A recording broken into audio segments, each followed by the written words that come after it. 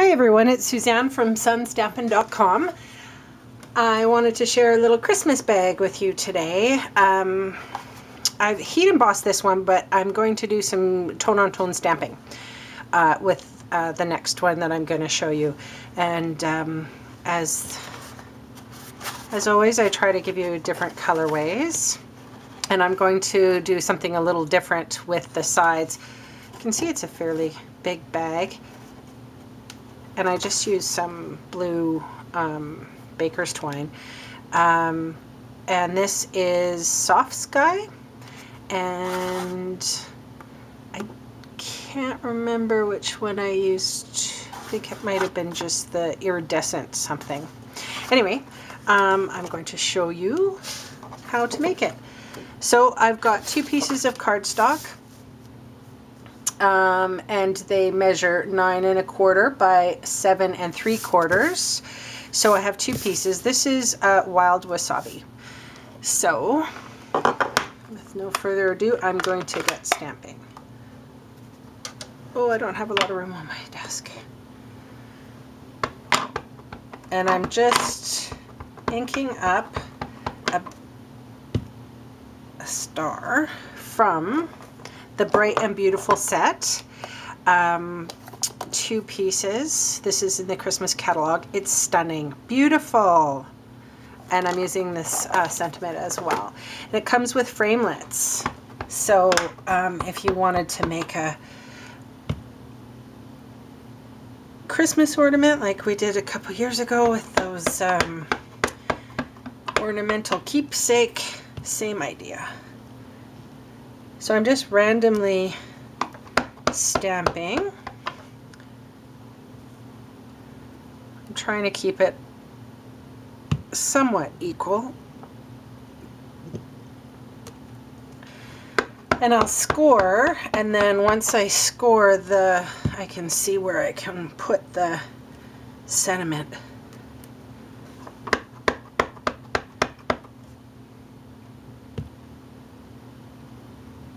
I'm not bothering so much with the bottom, and I think that's an edge, and that'll be an edge, so there'll be a sentiment here, maybe up there. Kind of pre-planning. Okay, scoring tool. Let's close my ink for a moment. So the scoring is exactly the same on both pieces. I'm trying to make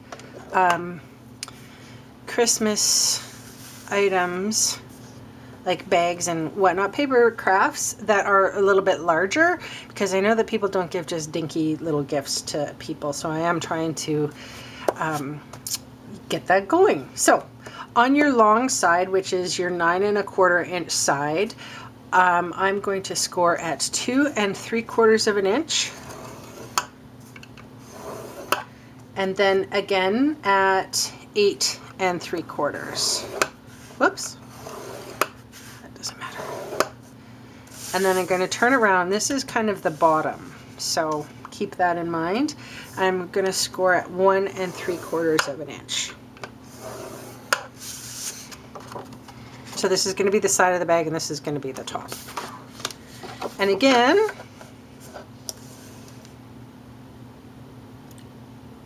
at 2 3/4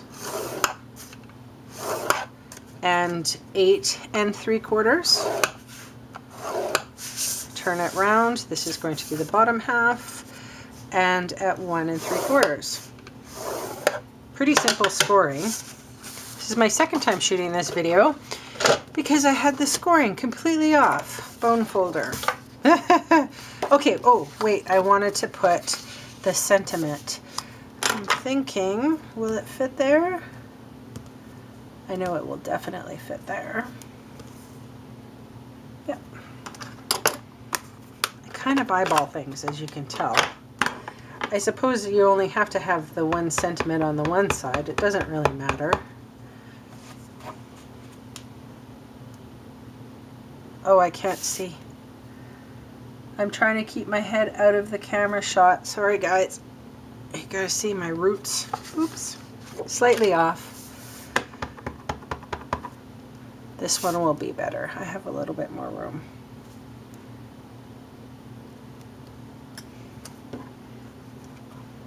It's amazing with tone on tone. You would think it completely disappeared, but it doesn't. Okay, so score and burnish all folds, all score lines.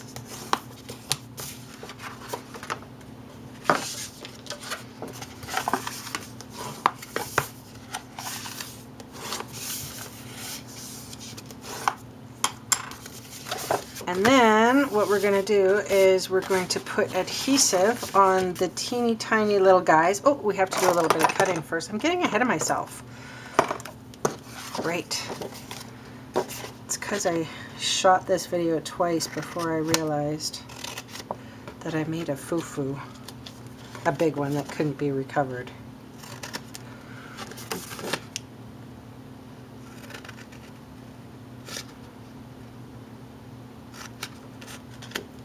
Alright, so just wedge in on the tab that folds on the inside, right? And, oh, and I wanted to show you, I always like to show people where I got my inspiration from, and I forgot I'd have to go up, get up off of my desk and grab the inspiration bag. Hang on. So, I don't know if you have a Sephora where you are. This was my inspiration for the bag. Pretty decent in size, right? Decent size. Oh, there's coffee in there. Nice. Okay, I like to show people where I get my inspiration from, so that was it. All right, so sticky strip. Close to the fold as best you can on both sides. And I'm going to do the closure just a little bit differently than I did on my prototype. I wrestled with that closure actually, hence the reason why here's a little, I put little mini glue or rhinestones, but if you look on the inside, it's because that's where I punched it at first. And I didn't like how it was closing and that it was gaping and stuff, so I didn't like that. So I actually put it through this side and put a handle on it. But today we're going to do something a little bit different. Okay, so you know when you're using sticky strip, if you burnish it well, it always comes off a little bit easier. And I always use my paper piercer and I flip underneath that little red thing. I have ever since I found out that little trick, no problem. Okay, so I'm lining everything up. It's the easiest way, can you see that? And then just fold down. And then this one will be an easy fold that way.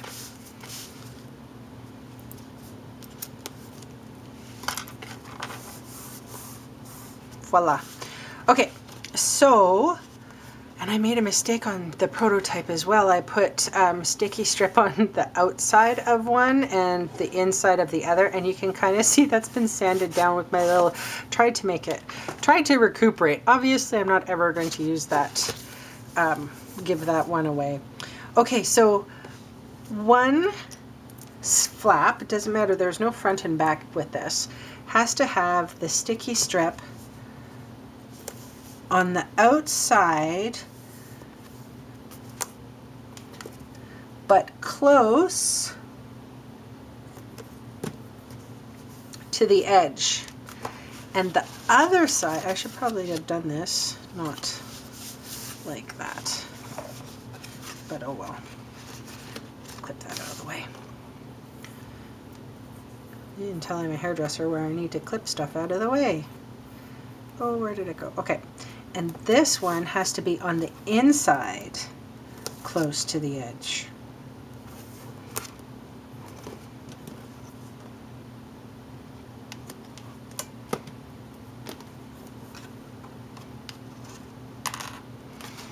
Because you're going to fold it in. And so that sticky is going to stick here and this sticky is going to stick there. Aren't I nice to you? I make all the mistakes.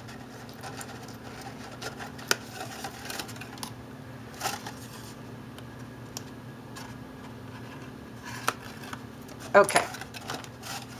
Try to make sure that it's square because that always helps the close. Voila. Let's see if I can get like my big meaty hand in there. Now if you wanted to, you could put some sticky on the inside flaps, like right here. I'm not going to put anything super heavy in. So I'm just taking my index fingers and squashing it. So we're going to close it a little differently. Now I've also considered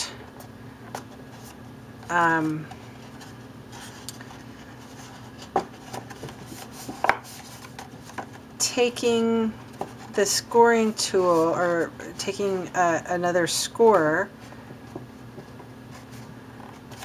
down in the inside here, but I don't know.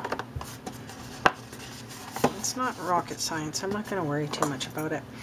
This is just an old stationary hole punch. Ugh.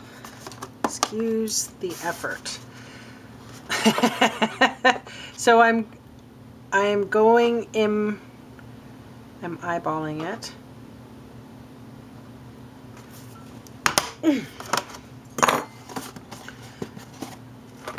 And now I have some ribbon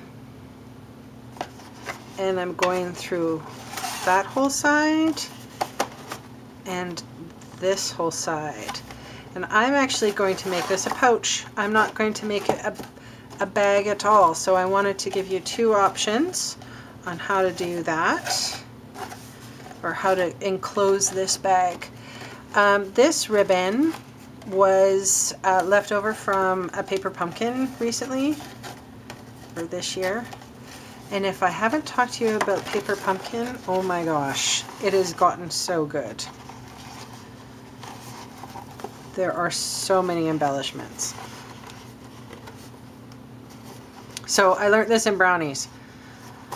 If you want to tie a flat knot or bow, you take your right over left and under and you pull taut.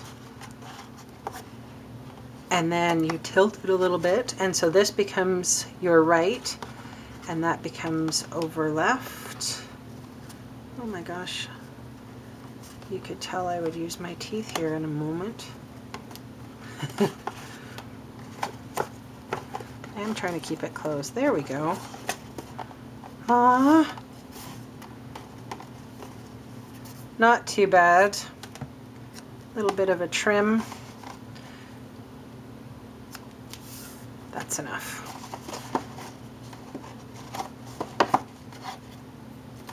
Oh, I'm fussing. So, there you go. It actually has a really nice finish on the bottom there. I should have put the sentiment down there. Oh well. The next one I make. Hope you enjoyed today's video. If you need any of the supplies that I mentioned, please visit my blog and order online. Have a wonderful day, and thanks so much for joining me. Talk to you soon. Bye.